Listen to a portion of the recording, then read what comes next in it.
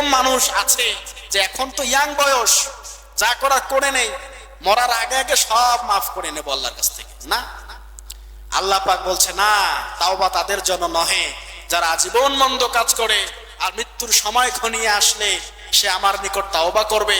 না, এটা কখনোই সম্ভব না। ফিরআউন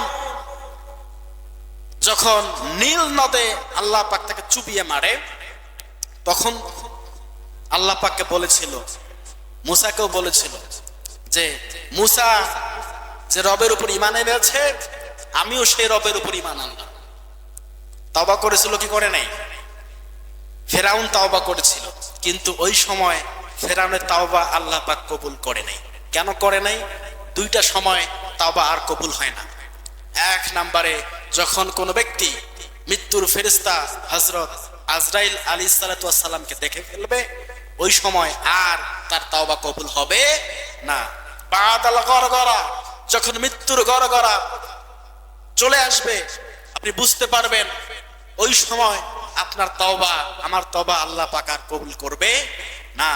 যেদিন সূর্যটা পূর্ব দিক থেকে নয়, প্রতিদিন সূর্য ওঠে কোন দিক থেকে? পূর্ব দিক থেকে, আর অস্ত যায় পশ্চিম দিক থেকে। যেদিন সূর্যটা পশ্চিম দিক থেকে উদয়মান হবে, উদিত হবে, ওই দিন কিন্তু আর তাওবা কবুল হবে না।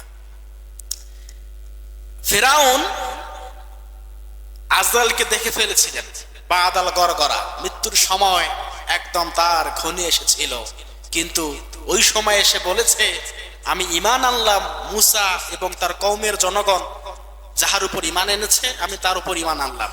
আল্লাহ পাক দোয়া কবুল করেন নাই।